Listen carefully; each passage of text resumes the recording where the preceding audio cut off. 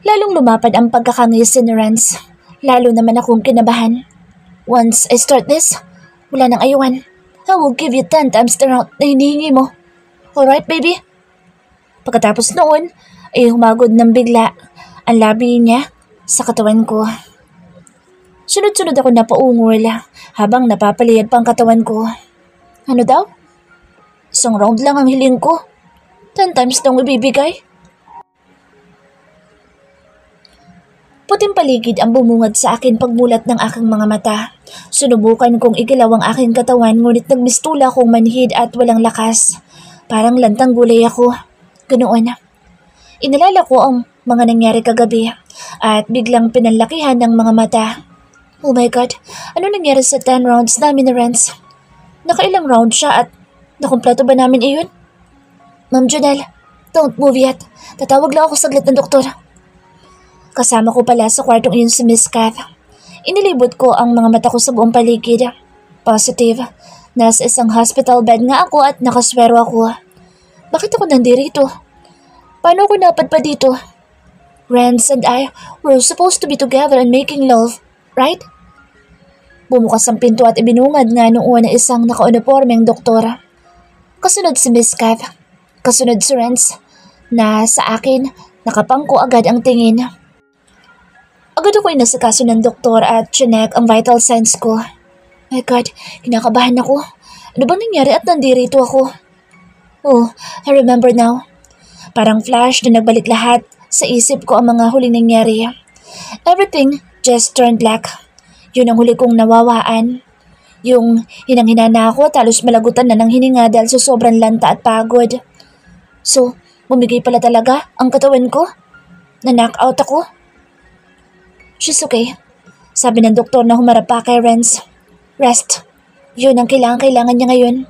Rest until bumalik ang buo niyang lakas. She's over fatigue. Huwag mo munang pakikilusan sa bahay ng at least mga 1 linggo. 1 linggo? 1 linggo akong walang... Thank you, Doc. Ay, finally, after 2 days ay nagasing din. Umalis na ang doktora. Naiwan ako, si Renz at si Miss Kath sa loob. Ngunit maya-maya rin ay lumabas na si Miss Kath at kami na nga lang na Renz ang natira. So, how's your feeling? Seryosong tanong niya. Parang naurungan naman ako ng dila. 2 days. After 2 days, bago ako nagasing. Oh, napakatindi naman nun. I'm good. Nahihiya ko pang sagot sa kanya. Hindi ako makatingin ng diretso sa kanya. Naalala ko ang mga pinaggagawa namin at nahihiya ako para sa sarili ko. Ang lakas ng loob kong nagsabi na penalty kapag hindi matapos ang round 10. Pero round 6 ay bumigay na ako. What a shame, Janela. Good. Magpahinga ko muna at magpalakas. Renz, about what happened last time. Nanguyam siyang ngumisi. You were in the brink of that at yan pa talaga ang unang pumasok sa isip mo? Napalunok ako at nag-iba ng tingin. Yun ang unang pumasok sa isip ko eh. Saka baliwala lang ba yun sa kanya? Ang napagkasunduan namin penalty? I was just worried. You heard the doctor, right? Magpapahinga ka na 1 linggo. Meaning, you won't do anything in 1 week. Napatungo at tulis ako ng labi. Bakit parang sungit naman yata niya ngayon? Okay. Matipid na sagot ko, saka siya inismiran. Narinig ko ang pagbugan niya ng hangin. Inintay ko kung may sasabihin pa ba siya ngunit lumabas na siya ng silid. Aray! Aray, nurse! Dahan-dahan! Ang sakit sa parte kong yan. Halos mapaiyak na ako sa daing. Inaalalayan ako ng isang nurse na makaupo sa wheelchair. Madi-discharge na kasi ako ng araw na iyon. Sorry po ma'am, pero huhupa din naman ang sakit na iyan kung ipapahinga niyo at iinuman ng gamot. Oo nga eh. Kaya lang, I just can't stand the pain. Dahil bukod sa lantang gulay ako ay sagad pa hanggang buto ang sakit ng buong katawan ko. Daig ko pa ang nabugbog at parang isinalang sa mixer ang buong katawan ko. Sa sobrang panlalambot ko ay parang nagkalasog-lasog din ang aking mga buto. Maingat akong isinakay ng nurse sa elevator. Pagdating namin sa may ground floor ay nakita ko agad ang sakyan ni Renz. Nakatayo siya sa labas nito at tila naghihintay sa amin. Hindi ko maintindihan kung saan nagmumula ang pagkasungit niyang iyon. Di ba siya nag-aalala sa sinapit ko? Ulit pa siya sa akin? Bakit naman? Dahil ba hindi ko natapos ang round 10? Nabitin ba siya? What? Ouch! Masakit! Ibang klaseng tingin na ipinukol sa akin na Renz. Wala kasi sa wheelchair ay binuhat niya ako upang ilagay sa may front seat. Shut up! Narinig ko mahinang bulong niya. Marahin niya akong inilapag doon at kinabitan ng seatbelt. Sinalyuhan ko na nga lang aking bibig dahil parang wala talaga siya sa mood. Siguro dahil sobrang abala na ng dulot ko sa kanya. Maya-maya ay sumakay na din siya sa sakyan at nag-drive na pauwi. Nasa backseat namin si Miss Cav. Tahimik lang ako na nakikiramdam sa paligid. Bakit ngayon ko nararamdaman ang mga sakit kong kailan nakaalis na kami ng ospital? Nangangalay din ako. Agad sa sandalan ko at parang gusto kong mag-iba ng posisyon. Gusto kong mahiga. Pero bukod doon, madami pa akong nararamdaman. Halo-halo na. Renz? Hindi na nga ako nakatiis at tinawag ko ng pangalan niya. What? Saglit lang siyang tumingin sa akin. Kuwan kasi. Napakamot ako sa ulo at di ko alam kung paano sasabihin sa kanya. Ano nga? Ulit niya. Nasa highway na kami at nang makakita ko na isang fast food ay parang natakam ako. Nagugutom na kasi ako eh. Kain kaya muna tayo. Ay ako. Hindi, sa bahay na. Lukot, ang mukhang pinagkasya ko na nga lang ang sarili na tumingin sa labas. Dapat pinagbibigyan niya ako dahil ako na ospital. Tapos kagagawan niya din naman dahil pinaspasan niya ako masyado. Tapos siya ang may gana ngayon na magsungit. Nasa naman ang hustisya doon? Pagdating namin sa bahay, muli niya akong binuhat papasok ng mansyon hanggang sa makarating kami sa silid namin. Pinaupo at sandal niya ako sa may headboard ng kama namin. Akmang iiwanan niya ako nang tawagin ko muli ang kanyang atensyon. Magpapahatid na ako ng pagkain mo. Huwag kang mag-alala. Pangungunan niya sa akin. Hindi naman yun ang sasabihin ko eh. Nangangamba na namang sabi ko. Nagbuga siya ng hangin. What is it this time? Sandali ko siyang tanitigan. Kung hindi lang talaga hirap na hirap akong ilakad ang sarili ko, hindi ko siya kukulitin. Hindi ko siya aabalahin. Pero huwag na nga lang at pipigilan ko na lang muna. Huwag na. Nakakahiya sa'yo eh. Umismid ako. Ano nga? Lumapit pa siya sa akin. Bakit kahit masungit ang aura niya ay nababasa ko pa rin ang concern sa akin yung mga mata.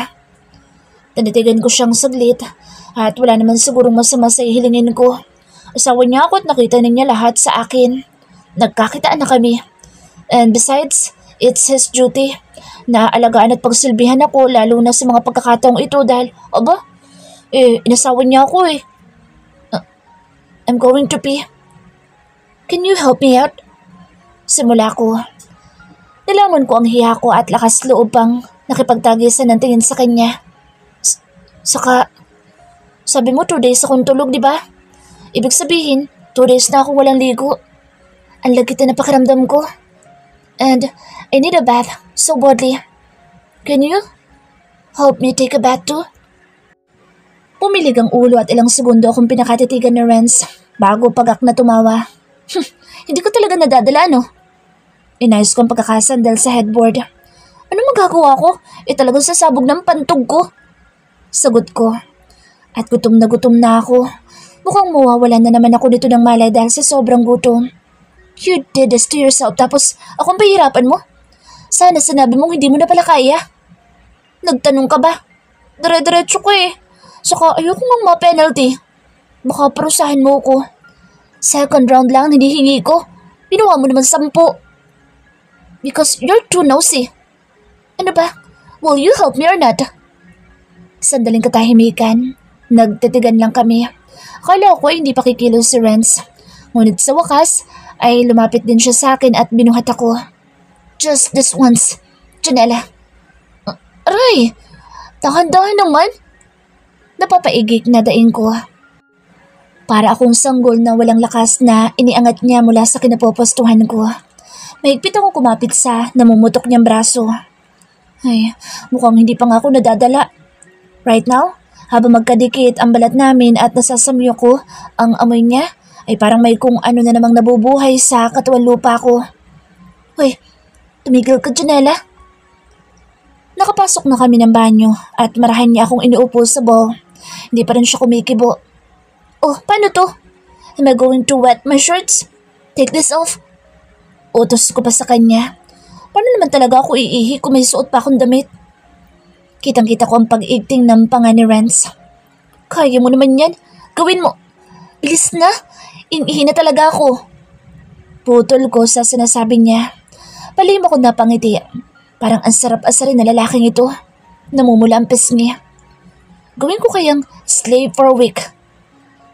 Pigil ko ang mapahagik-hik. Hinubad nga ni Renz ang suot kong pang ibaba. Parang nandidiri pa siya when he took off my undies. Oh, para namang hindi niya nagustuhan yung tinatakpan nun. Well, I wasn't it. Tumalikod siya sa akin at pinagmamasdan ko siya. Katakatakang saan siya kumuha ng stamina at parang hindi man lang napagod sa pinaggagawa namin na hindi ka babakasan ng pananakit ng katawan. Samantalang ako na wala namang ginawa kung hindi ang umungol at sumunod sa mga posisyong gusto niya. Ang hirap na ganito. Baka kasi sanay na.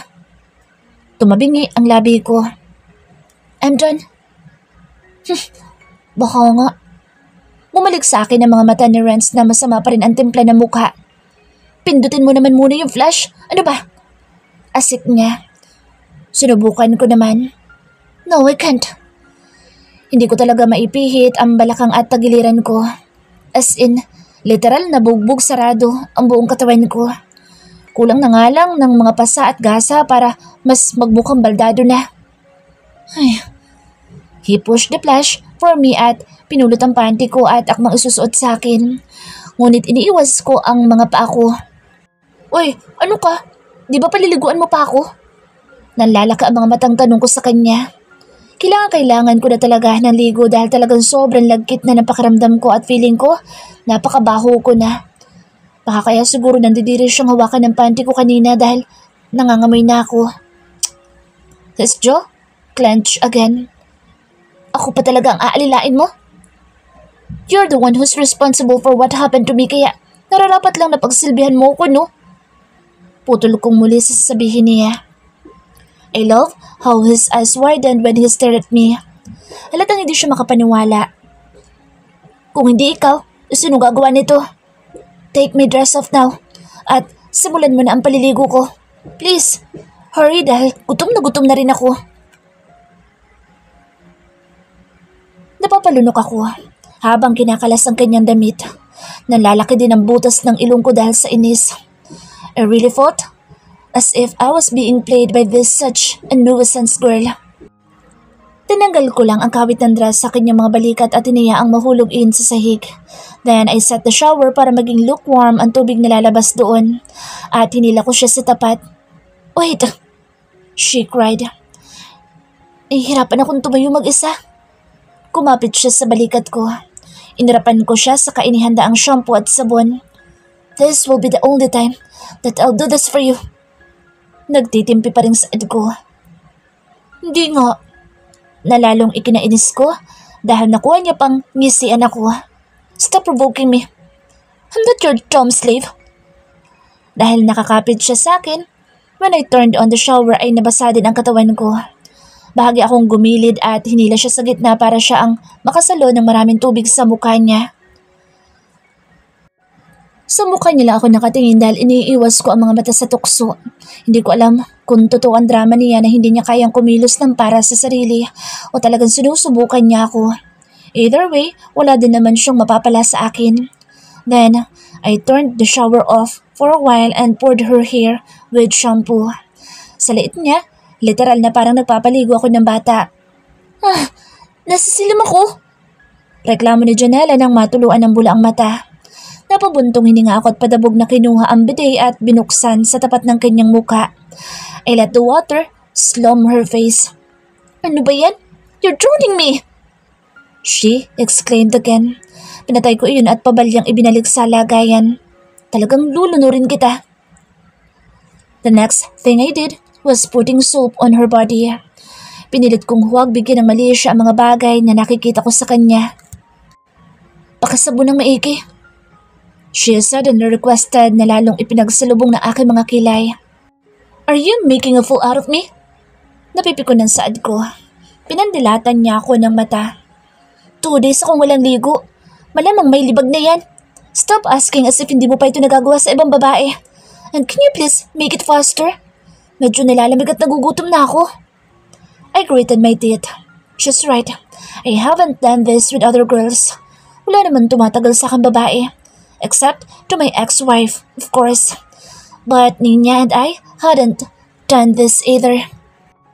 Hindi na nga lang ako kumibo at sinunod na lang request ng babaeng maingay na ito. Pero talagang napakahirap na hindi ma-awkward sa sitwasyon naming ito. Ipinagpatuloy ko na lang ang pagsasabon hanggang sa talampakan niya. And when I was done, ay muli kong binuksan ang shower upang banlawan ang kanyang katawan.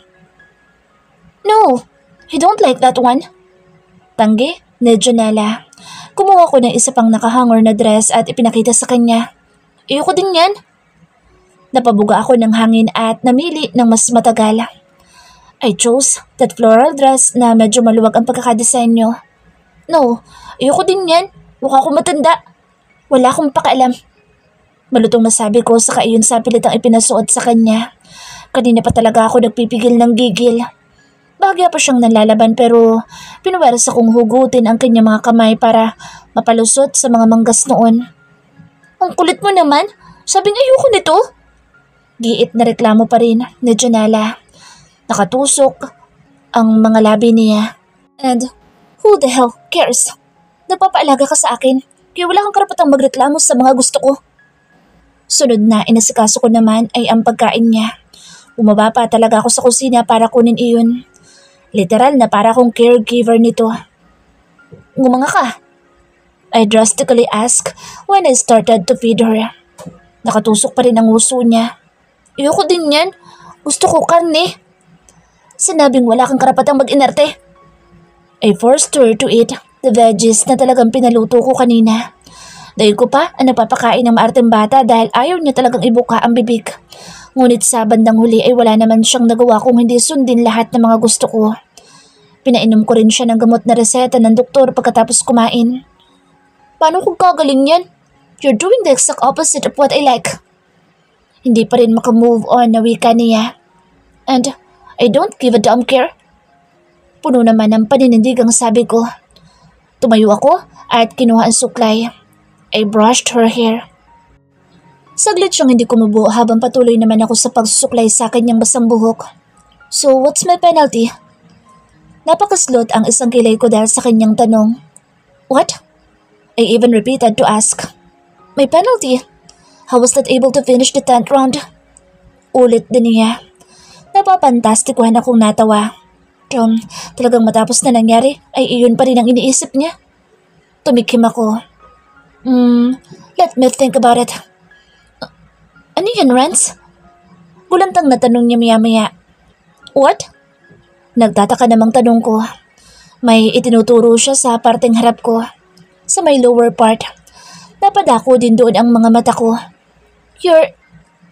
Namibilog ang kanyang mga mata.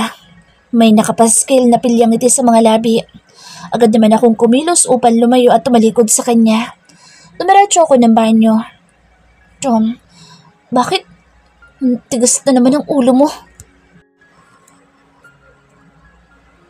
Yaya, nasan po si Renz? Tanong ko sa katulong na nabungaran ko pagkagising ko kinabukasan. May sakit pa rin sa buong katawan ko at para pa rin akong lantang gulay. But the feeling was a lot better than yesterday. Medyo naigagalaw ko na ang aking mga hita. Naglibot pa ang mga mata ko sa paligid at itong katulong lang talaga ang aking nakikita. Naaktuhan ko itong binubuksan ng kurtina ng kwarto.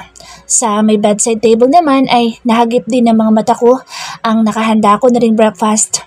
But there was no sign of Renz. Umalis na po si senyorita. Kanina po pong mga 7:00. Pumasok na po yata sa opisina. Mabilis na sagot nito. Ganoon po ba? May iniwan ba siyang note para sa akin? Excited akong nagpalingalinga sa tabi ko. Sinikap kong bumangon para sipatin ang bedside table dahil baka nandoon ang sticky note na iniwan niya.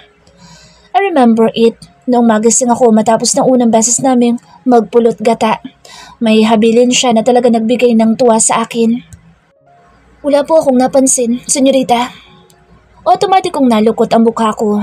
Wala din akong nakita kahit saang anggulo ako tumingin at naghanap. Nakakalungkot naman. Kagabi hindi na nga siya tumabi sa akin. Sa couch siya natulog. Tapos ngayong umaga ay basta lang din siyang umalis nang hindi ako ginigising. Bakit po, senyorita? May sasabihin ba kayo sa kanya? Untag pa ng katulong. Umiling ako. Wala naman po. Kung may kailangan kayo, senyorita, pindutin niyo lang po ang bell na nakapatong dyan sa may table para marinig namin kayo sa baba. Sa ngayon po kailangan niyo nang kumain ng agahan para makainom kayo ng gamot. Hindi din po kayo pwedeng mag-skip ng pagkain dahil habilin po iyan sa amin na senyorito. Hindi po pwedeng hindi susundin. Walang kagana-gana akong tumango. Okay. Napabuntong hininga ako. Hindi pa nagsisimula ang buong araw ko ay parang na-bad trip na ako. I thought it would be him who would take good care of me until I finally recover. Hindi pala. So first day lang. Paano to? Sino magpapaligo sa akin? Hindi pa naman ako sanay ng walang ligo araw-araw. Yun pa man, I ate the breakfast that she served me, pati na ang gamot na ibinigay niya ay ininom ko. Nagpa-assist ako na pupunta ako sa banyo at tinulungan naman ako nito. But despite that I was well served and taken good care of by the servants, ay nalulungkot pa rin ako. Dapat si Renz na nag-aasikaso sa akin at hindi ang ibang tao. Biglang tumunog ang cellphone ko na nakapatong sa bedside table at agad kong tinampot iyon. It was Jordy who was requesting for a video call. It's been a while since I talked to my friends. Agad ko sinagot iyon. Bruha! Tumaginting ang boss nito pagkakita sa pagmumukha ko sa screen. Nakita ko sa likod niya na kasama niya ang iba pa naming friends. Sina Daisy, Wimper at Shara. Mukhang masayang magkakasama ang mga ito. Agang-aga, may nakasalpak na straw ng milk tea sa bibig. Mga bro, kumusta? Wala naman ako magagawa kahit mamatay ako sa inggit. Una, bawal akong lumabas. Pangalawa, baldado pa ako. Ikaw ang dapat namin kumustahin. It's been a while. What happened to you? Ang tagal ka na namin kinokontak pero ngayon ko lang sumagot. Napaisip ako. Oo. Na-confiscate. Nasira ang phone ko. Kaya temporary out of reach ako. Dahilan ko. Ganun ba? We're so worried about you. What happened to you that night? Remember? Nung nagbar tayo? Saglit kong natikom ang bibig. So they didn't know too? Hindi ko rin masyadong tanda ang nangyari. Basta ang alam ko, may sinamahan akong lalaki. Then voila, pagising ko ay nandito na ako sa kwarto. Nakauwi ako. Pagsinungaling ko, may naghatid sa akin. Ay, can't we just talk about that? It wasn't important at all. Anong meron at nagtitipon-tipon kayo dyan? Anong ganap? Mula kay Jordy, kinuha ni Wimper ang phone. Hoy bro, nalimutan mo na ba? It's my birthday today. Nandito kami sa may Old Town Mall. Dito ako magsa-celebrate ng birthday dahil ayaw magluto ni mommy sa bahay. Manonood lang kami ng sine tapos kakain. Ano, join ka ba? Tara! Ngunit imbes na maging masaya ay bigla lang akong nalungkot. Sorry mga bro. I can't. Medyo masama ang pakiramdam ko. I can't go out. Sorry, next time na lang. Ganun? Sayang naman. Anyway, pagaling ka. Sa Friday, kita-kits na lang tayo 5. You know, just school. Sabay-sabay natin kunin ang mga diploma natin. Sa sinabi niya ay tumango ako. Yup, sige sa Friday. Gusto rin ko man sumama pero hindi ko talaga kaya. I'm really sorry. Bawi na lang ako next time.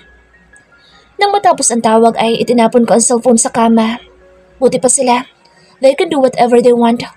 Pero hindi naman ako nagsisisi o nalulungkot dahil nakasal ako kay Renz. Dahil masaya naman ako kahit papaano dahil sa ligayang dulot niya sa akin.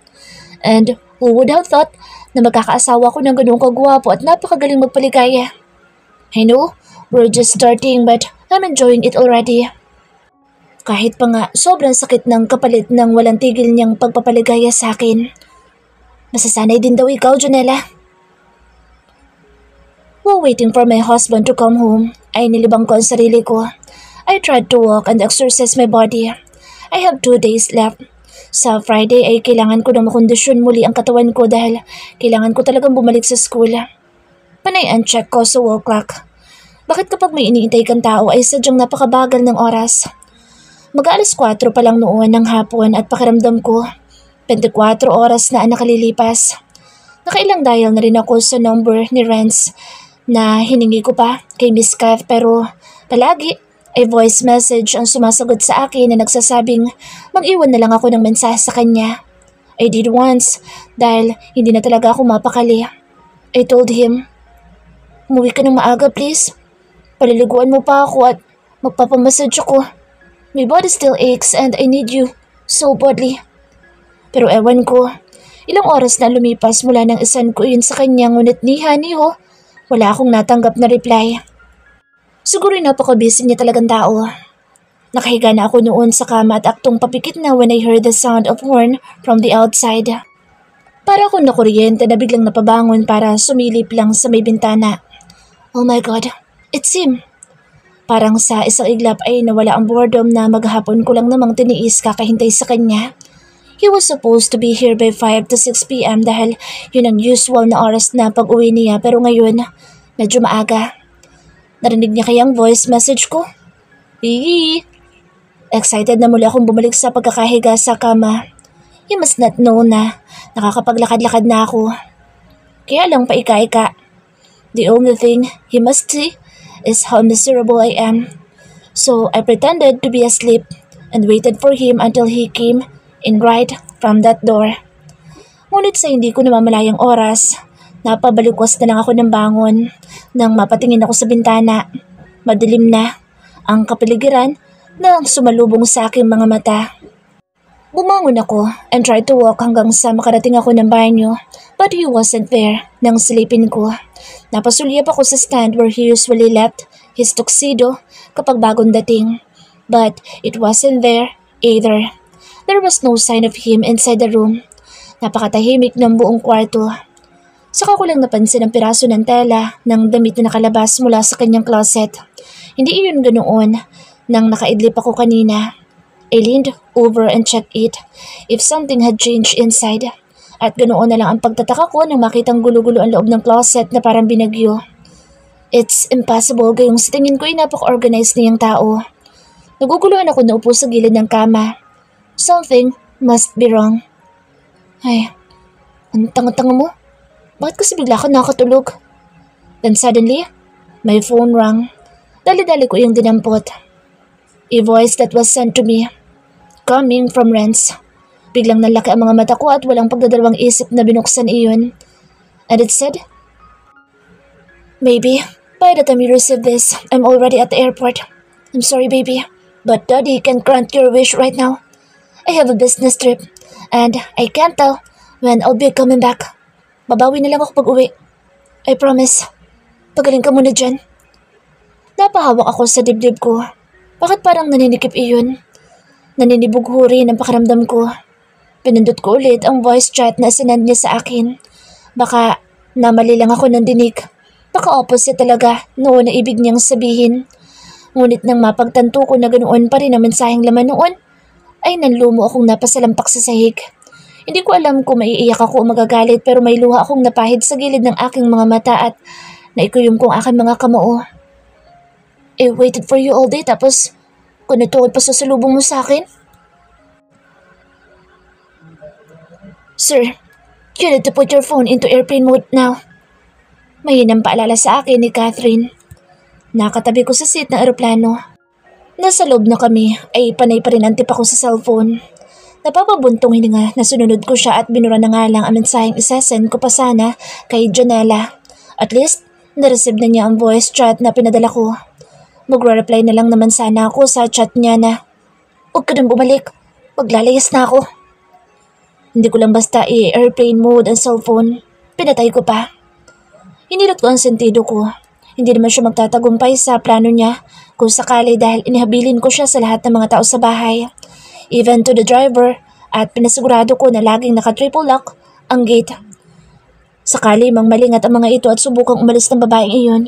Besides, paano naman siya makakatakas kung makatayo ngang mag-isa hindi niya magawa?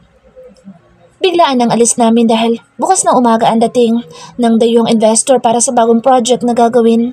And it's my nature to be ahead of time kapag may ka-business deal. At malapit lang naman ang pupuntahan ko dahil Dito pa rin naman yun sa Pilipinas. I can go back whenever I want. Hindi ko na siya inabala pa dahil mahimbing ang tulog niya pagdating ko. And she has nothing to do with my work, so what's the point? 2 to 5 days. Yun ang estimation ko na araw na ilalagay doon. But if nagkaroon kami ng kasunduan at maayos na agad ang mga documents at requirements, baka doon muna ako manatili ng ilang buwan to monitor the progress of the project. We're planning to build a new hotel and restaurant near the beach sa Boracay. Our flight took more than an hour. Dumiretso kami ni Kath sa hotel kung saan siya nagpabook ng mga magiging kwarto namin. Pagdating ko sa silid ay inilabas ko agad ang aking laptop. While waiting for the dinner, I ordered from the restaurant. Binuksan ko muna ang laptop to see the situation in the mansion. I got a lot of secret cameras installed there. Ano kayong ginagawa ng asawa ko right now? Nasimot na yata lahat ng luha ko. Ewan ko ba kung bakit ganoon na lang ang pag-iyak ko. Para akong batang iniwang mag-isa. Hindi lang basta iniwan because I really felt as if he abandoned me. Hindi na nga ako ginising kaninang umaga. Pati ba naman itong gabi na bigla siyang aalis? Tapos hindi man lang nagsabi kung saan. Talaga nagpaalam siya sa akin through voice chat. Samantalang napakadali namang yugyugin ako at gisingin. Ganun ba ka-hectic ang schedule niya? Porque ba tungkol yun sa trabaho niya, hindi na siya magpapaalam ng ayos sa akin? You're just a wife who will conceive his baby or babies.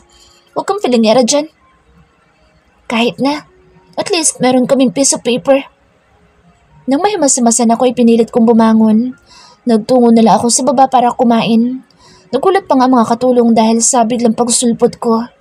But I just told them that I'm already fine at wag na nila akong alalahanin.